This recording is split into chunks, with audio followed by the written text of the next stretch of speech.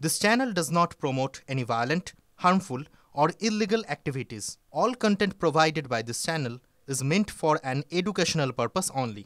বাহ এবার হয়েছে স্বাদ। হ্যাঁ, অপূর্ব স্বাদ। এমডিএচ এর চাঙ্কি চাট মশলা জীবনে আসল স্বাদ জাগলো। আসল মশলা এসএস এমডিএচ। যদি এমডিএচ কিচেন কিং কিচেনে থাকে তো আমরা যা ইচ্ছে তৈরি করতে পারি। বেগুনের ভর্তা, আলু কপি, ভিন্ডি মশলা, আরো অনেক কিছু। এমডিএচ। রাজ্য বনাম নির্বাচন কমিশন সংঘাতে সুর ফের চড়ল। সাসপেন্ডেড অফিসারদের বিরুদ্ধে এফআইআর করা হয়নি কেন? রাজ্যের কাছে তথ্য তলব করুক আদালত। হাইকোর্টে আর্জি নির্বাচন কমিশনের। তাদের তরফে সাফ জানানো হয়েছে এফআইআর করার নির্দেশ রাজ্য মানেনি। ভোটার তালিকায় কারচুপির অভিযোগে 4 অফিসারকে সাসপেন্ড করা হয়। এফআইআর দায়ের না করার পেছনে কারণ কি? ইচ্ছাকৃতভাবে কাউকে আড়াল করার চেষ্টা করছে রাজ্য? রাজ্যের মনোভাব নিয়ে প্রশ্ন নির্বাচন কমিশনের। বড়সড় নাশকতার ছক-কষা চলছিল। এই আশঙ্কা উস্কে দিয়েছে পড়শি রাজ্যে ধরা পড়ল আইসিস জঙ্গি। উৎসবের মরশুমে জালে মোট 2 সন্দেহভাজন জঙ্গি। রাঁচি থেকে আজাহার দানিশ নামে এক আইসিস জঙ্গিকে গ্রেফতার করা হয়েছে। দিল্লি পুলিশের স্পেশাল সেল, ঝাড়খণ্ড এটিএস এবং রাঁচি পুলিশের যৌথ অভিযান। দিল্লিতে গ্রেফতার আরও এক সন্দেহভাজন জঙ্গি। সূত্রের খবর, মোট 8 জনের খোঁজে অভিযান চলছে।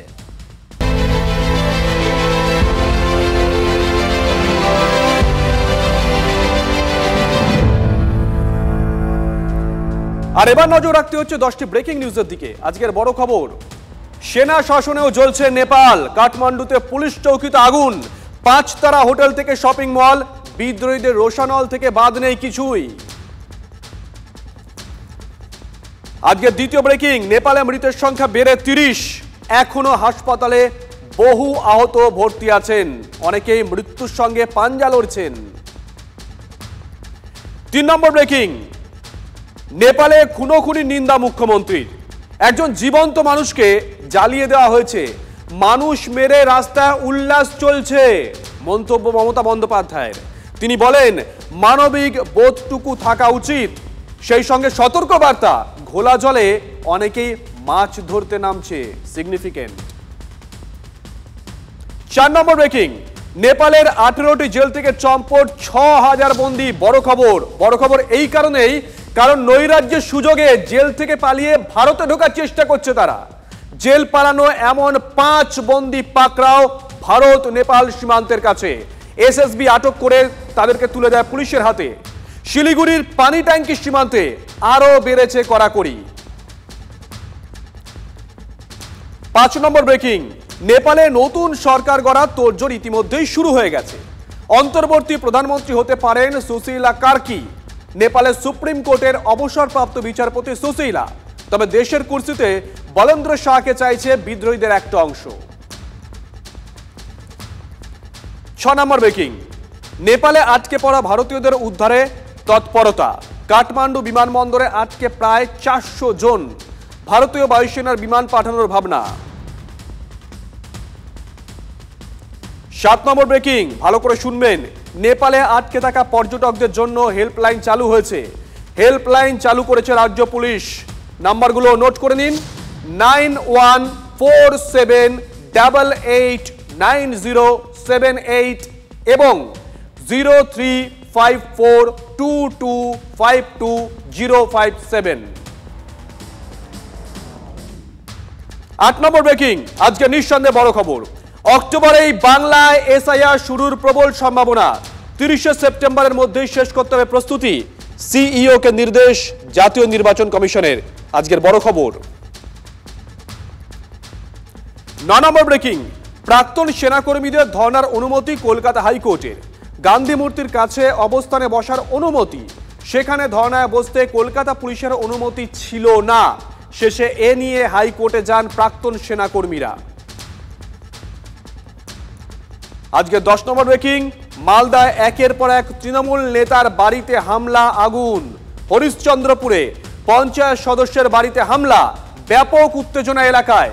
পঞ্চায়েত সদস্যের স্বামীকে মারার চেষ্টার অভিযোগ। তৃণমূলেরই একাংশের বিরুদ্ধে হামলার অভিযোগ উঠছে। ভেবে দেখুন একবার।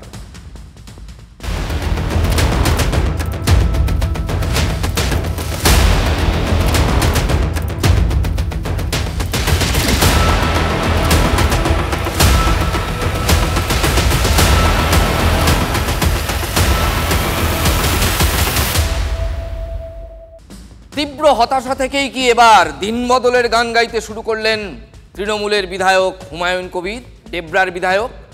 হিমালয়ের দেশের, এভারেস্টের দেশের বিদ্রোহের আগুন কি এখানে এদেশেও দেখতে চাইছেন ডেবরার তৃণমূল বিধায়ক? শ্রীলঙ্কা, বাংলাদেশের পর নেপালে গণ অভ্যুত্থানের আগুনে সরকার পড়ে গিয়েছে, মন্ত্রীকে নগ্ন করে ছুটিয়েছে মানুষ, দেশ ছাড়তে হয়েছে শীর্ষ নেতৃত্বকে। সেই বদলের আগুন নিজের ঘরেও দেখতে চান হুমায়ুন কবির। ডেবরার বিধায়ক সমাজ মাধ্যমে পোস্ট করেছেন, জানিয়ে তোলপাড় পড়ে গেছে। কি পোস্ট করেছেন তিনি? ডেবরার বিধায়ক হুমায়ুন কবির সমাজ মাধ্যমে লিখেছেন, কবে যে আমাদের দেশের তানাশাহীদের একই হাল হবে, দুর্নীতির শিরোমণিদের মুখোশ ফাইল খুলে যাবে, আর কবে আর কবে। আপনারাও কি আমার মতো স্বপ্ন দেখেন? লিখছেন হুমায়ুন কবির। পুরোটাই লেখা, এইখানেই হচ্ছে আসল জায়গা, পুরোটাই লেখা হয়েছে হ্যাশট্যাগ নেপাল ক্রাইসিসে। আর কবে আর কবে। কখন মুখ থেকে বেরিয়ে আসে? ধৈর্যচ্যুতি ঘটলেই এই কথা মুখ থেকে বেরিয়ে আসে। মুখোশ খুলে কোন দুর্নীতির মুখগুলো দেখতে চাইছেন বা দেখাতে চাইছেন হুমায়ুন কবির? কোন তানাশাহির কথা বলতে চাইছেন তিনি? দেখুন, তানাশাহি মানে কি? তানাশাহি মানে হচ্ছে এক কথায় জুলুমবাজি, শাসকের জুলুমবাজি, ডিকটেটরশিপ, অটোক্রেসি, সোজা কথায় একনায়কতন্ত্র, স্বৈরাচার, যেখানে শাসকের শাসন চলে, আইনের শাসন চলে না। শাসক নিজের ইচ্ছে মতো সিদ্ধান্ত নেয়, দমন পীড়ন চালায়। কোন শাসকের মৌচাকে ঢিলটা ছুটতে চেয়েছেন তৃণমূলের বিধায়ক হুমায়ুন কবির? দিল্লি না বাংলা? যখন কলকাতার বাসে পকেটমার ধরা পড়ে, পকেটমারকে বাঁচানোর জন্য পকেটমারের বন্ধুরা চোর চোর মার করতে করতে ওকে নিয়ে পালিয়ে যায়। তো তৃণমূল কংগ্রেসের বিধায়কের আগে সেই জন্য দুর্নীতি নিয়ে কথা বলতে শুরু করে দিয়েছে, গণ অভ্যুত্থান নিয়ে। যখন এই ক্ষোভ ফুসে উঠছে তখন ভারতকেও এটা মাথায় রাখা প্রয়োজন যে গণতন্ত্রে বিশ্বের বৃহত্তম গণতন্ত্র ভারতবর্ষ, সেখানে যদি নাগরিককে ডিভোটার করা হয়, সেখানে যদি এসআইআরের নাম করে ভোটার লিস্ট থেকে জেনুইন মানুষকে বাদ দেওয়া হয়, সেটা কিন্তু গণতন্ত্রের জন্য খুব সুখকর হয় না। দুর্নীতির জন্য যদি গণ অভ্যুত্থান কোথায় হতে হয়, তা পশ্চিমবঙ্গে হবে। পশ্চিমবঙ্গে তৃণমূল কংগ্রেসের নেতারা নিজেরাই ঘোষণা করুক না কেন, আমি মন্ত্রী, আমাকে প্রতি বছর আমার সম্পত্তির খতিয়ান মাননীয় প্রধানমন্ত্রীর দপ্তরে জমা করতে হয়। তৃণমূল কংগ্রেসের নেতারা 11 সালে ক্ষমতায় আসার আগে কার কি সম্পত্তি ছিল, বর্তমানে নিজেরা এবং নিজেদের আশেপাশে ছেলে মেয়ে, বউ, বন্ধু, শালি, এদের নামে কত সম্পত্তি হয়েছে তার একবার লেখাজোখা দিক না, বাংলার জনগণ দেখুক। আমাদের কিন্তু সেই পরিস্থিতিগুলোর থেকে আমাদের সচেতন হওয়া প্রয়োজন, আমাদের বার্তা গ্রহণ করা প্রয়োজন।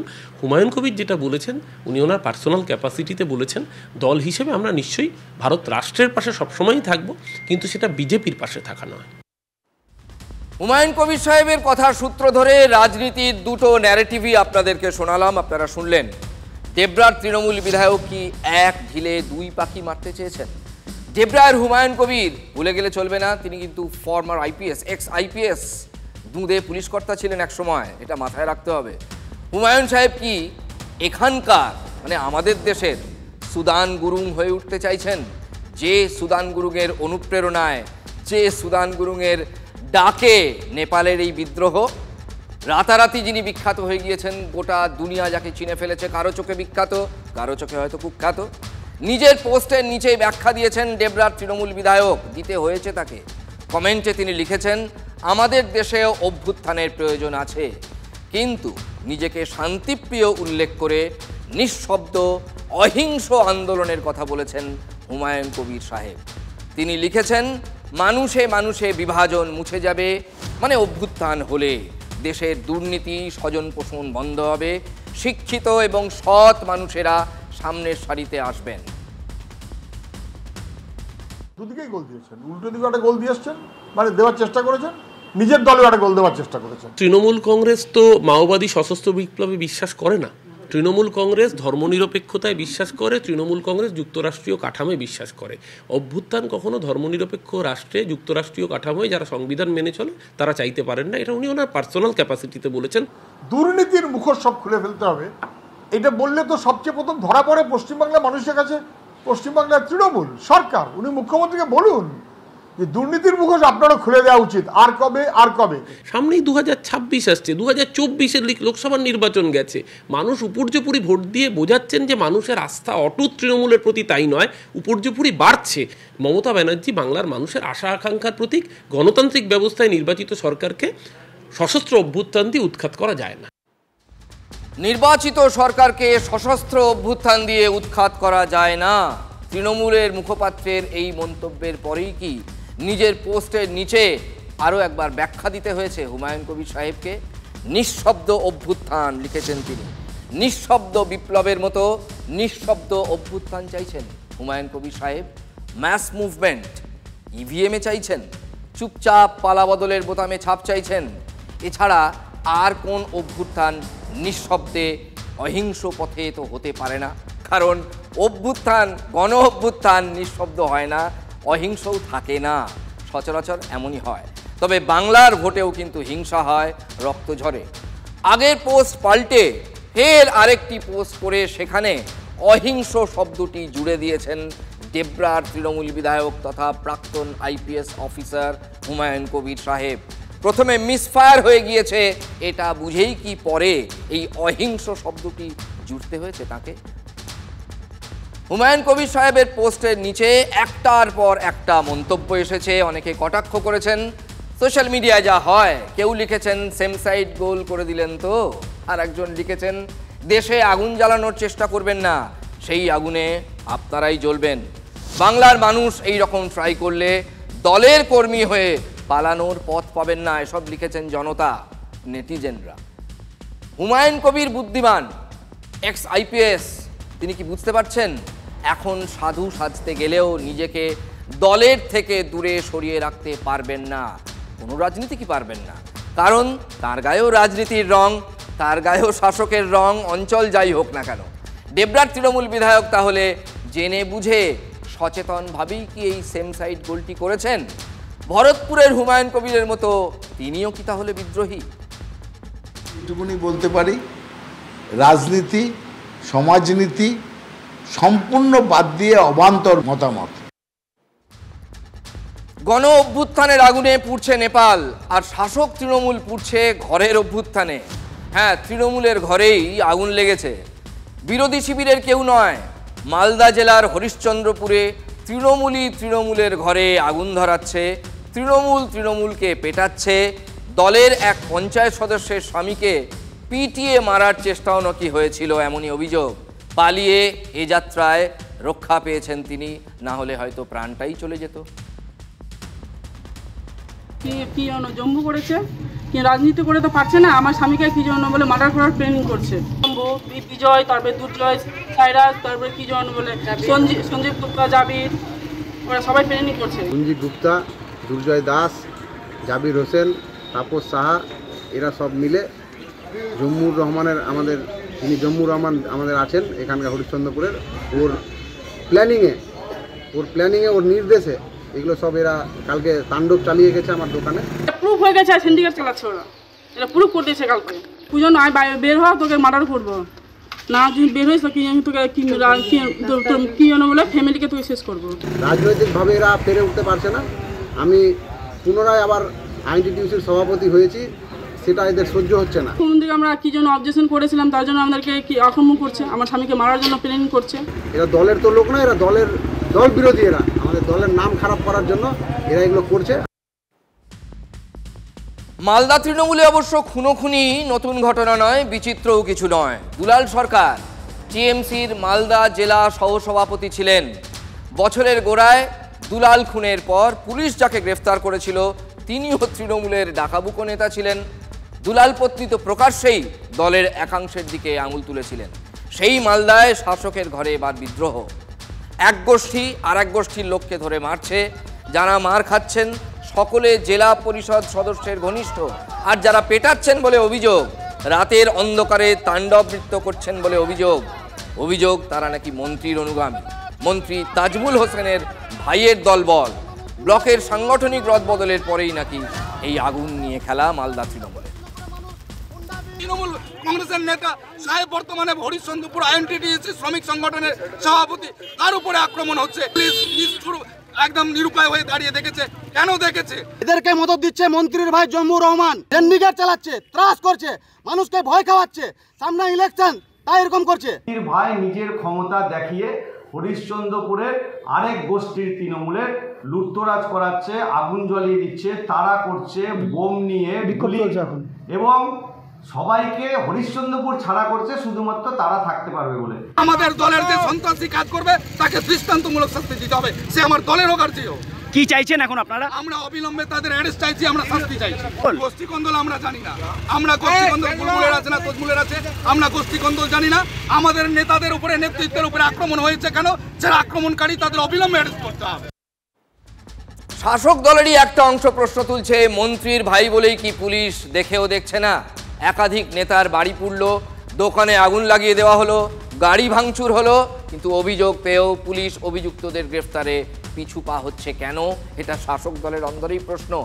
অভিযুক্তরা মন্ত্রী ঘনিষ্ঠ বলেই কি পুলিশ দেখেও দেখছে না, নাকি শাসকের ঘরের আগুন বলেই পুলিশ নীরব দর্শক?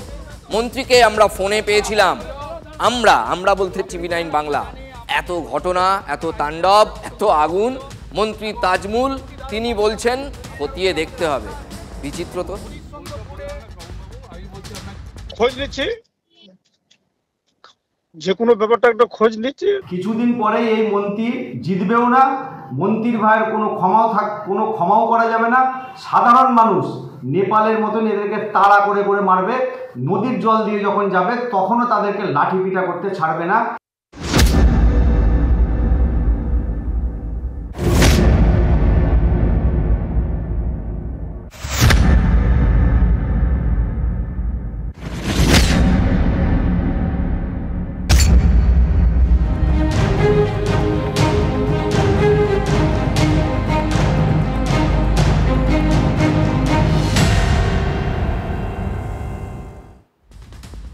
দিন বদল, সমাজ বদলের জন্য নিঃশব্দ অভ্যুত্থান, নিঃশব্দ বিপ্লবের কথা বলছেন ডেবরার তৃণমূল বিধায়ক হুমায়ুন কবির।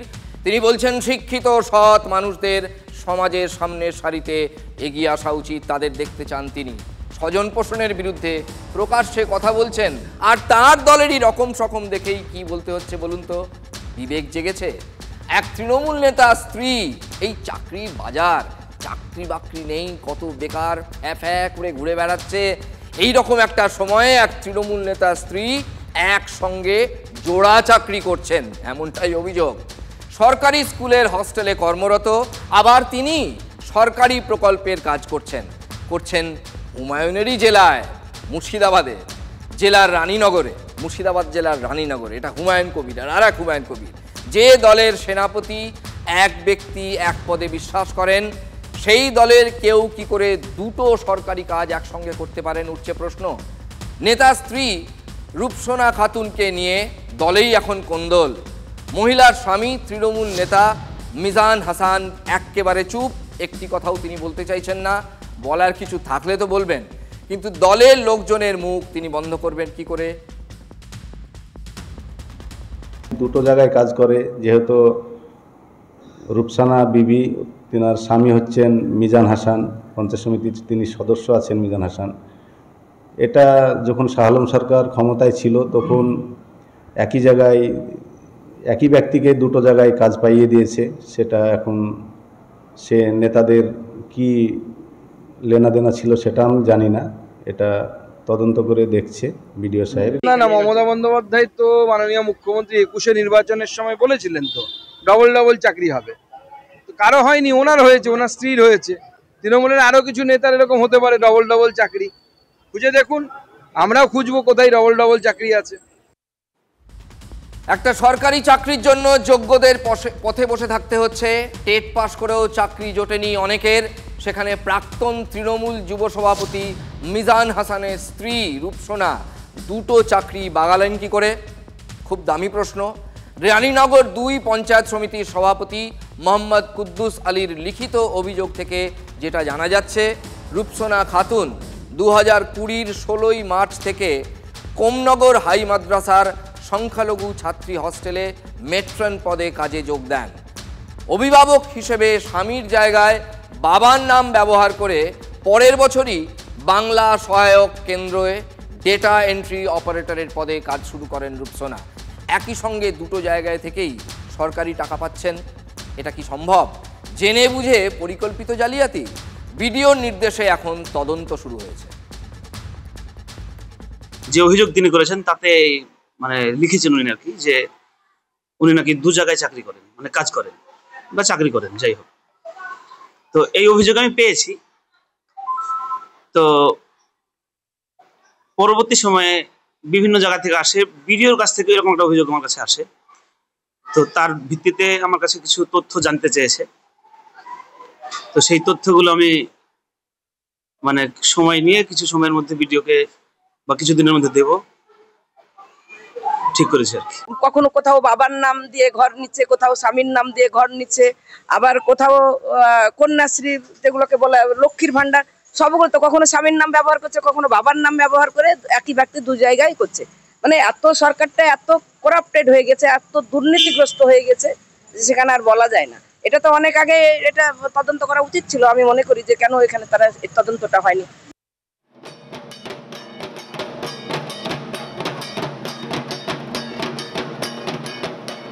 ঢাক বাজছে, ঢাকের শব্দ কানে এলেই কেমন একটা নেশা ধরে যায়। ওই বুঝি পুজো এলো, কেমন যেন ঘোর লেগে যায়, শরতের ঘোর। এই নেশা, এই ঘোর সব বাঙালির ধরবেই ধরবে। এই ঢাকের শব্দ মানেই পুজো আসছে, আর পুজো মানেই এখন নতুন জামা, নতুন জুতোর সঙ্গে সরকারি অনুদান অনেকটা বেশি। 2018-এ 10,000 থেকে বেড়ে এখন 1,10,000। কমিটিগুলোর তো পোয়াবারও। মন্ত্রীরা বলেন এতে একে পুজো অর্থনীতি আরও চাঙ্গা হবে। তাহলে ঢাকের বলে এই বিষাদের সুর বা করুণ সুর কেন? আমরা শোনাবো সেই সুর, শুনুন। চরম অবহেলায় দিনের পর দিন পড়ে থেকে নষ্ট হয়ে যাচ্ছে ঢাকের চামড়া, নষ্ট হচ্ছে ঢাক।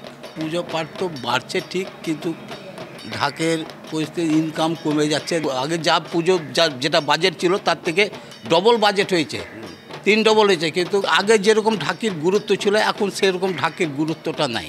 আগে যেরকম রোজগার করতাম আমরা, হ্যাঁ, এখন তার থেকে একবার মনে করেন যে 12 ভাগে কমে গেছে।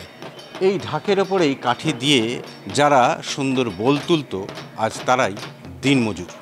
বিভিন্ন রকম কাজে কেউ হয়তো টোটো চালাচ্ছে, কেউ আর নানা কেউ কুলিগিরি করছে, কেউ হয়তো রঙের কাজ, আর বিভিন্ন রকম কাজই করছে।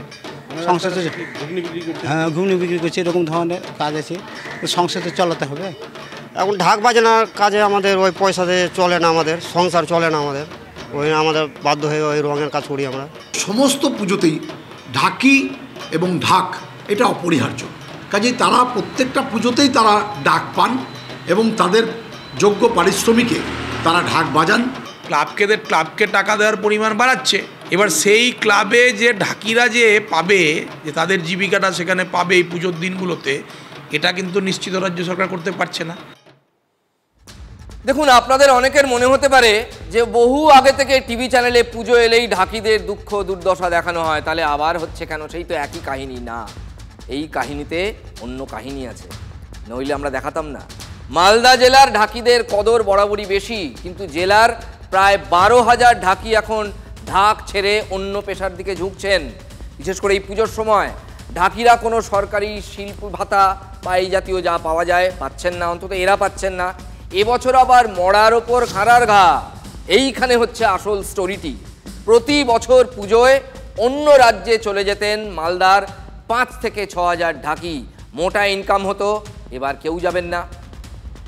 না, এবার যাবে না, 5-6 ঢাকি আর যাবে না। এবার কি করে যাব? আমাদের যাওয়ার কোনো সম্ভব না, কেন কি এখন বাঙালি বলে আমাদেরকে বাংলাদেশি মনে করে অনেক অত্যাচার করছে। না, যেতে চাইছে না, কেন যে বাঙালি ফাঙালি দেখলে মোটামুটি অত্যাচার মারধর এটা সে করে, এই কারণের জন্য ভয়ে কেউ যেতে চাইছে না। যে বাংলা কথা বললে যে এরা বাংলাদেশি আছে, যে বাংলাদেশি বলে ভাগাচ্ছে বলে আমাদের পশ্চিমবাংলার ঢাক আমরা ওখানে যেতে পারছি না।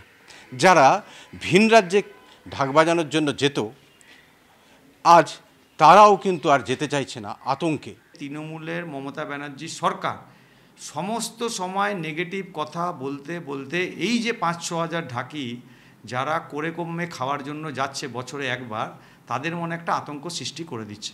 এভাবে রাজনীতির ময়দানে টিকে থাকা যায় না। 26 সাল কয়েকদিন পরে আছে, আপনারা দেখবেন সারা বাংলায় বিজেপি ওয়াশ আউট হয়ে যাবে।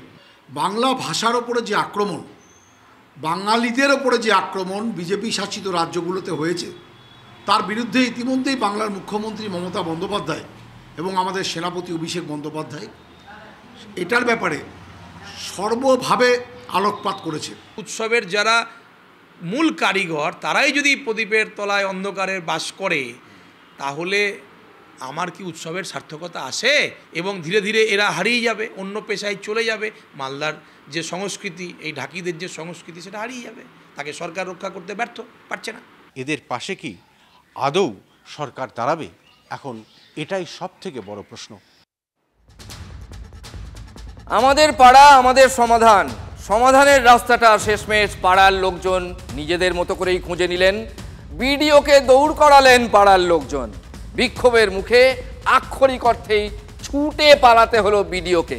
পুলিশ সাহায্য করলো, তার আগে ঘন্টা দেড়েক তালাবন্দি থাকতে হয় বিডিও সাহেবকে। পশ্চিম মেদিনীপুরের নারায়ণগড়ের ঘটনা, পঞ্চায়েত প্রধানও নিস্তার পাননি, তাকেও ওই একই ঘরে আটকে রাখা হয়েছিল, মানে পাবলিক আটকে রেখেছিল। ক্ষোভের কারণ রাস্তা, যে রাস্তায় গাড়ি তো দূরের কথা, বিপদে আপদে অ্যাম্বুলেন্স পর্যন্ত ঢোকে না। আমাদের 20 বছর ধরে রাস্তার কোনো কার্যকলাপ নেই। এক হাঁটুর ওপরে কাদা নিয়ে বাচ্চারা স্কুলে যায়, কোনো প্রসূতি মা যেতে পারে না, বাচ্চা রাস্তায় বাচ্চা জন্ম দিতে হয়, রুগী মারা যায় বাড়িতে অসুস্থ, কোনো অ্যাম্বুলেন্স ঢুকতে পারে না, গাড়ি ঢুকতে পারে না। এর জন্য আমরা প্রতিবাদে নেমেছি। এখানে আমরা এসেছিলাম দুয়ারে সরকারের বিডিও স্যারের সঙ্গে কথা বলার জন্য, উনি আমাদের সঙ্গে কোনো কথা বলেননি। মাগুরিয়ার বুথে আমরা আসছি, তাই ভিডিও এরকম ছুটে পালিয়েছে, আর ভিডিও কোনো আমাদের কথা শুনে নিয়ে সব দিন নিয়ে আমাদের সঙ্গে গেল নিয়ে আমাদের রাস্তা দেখতে।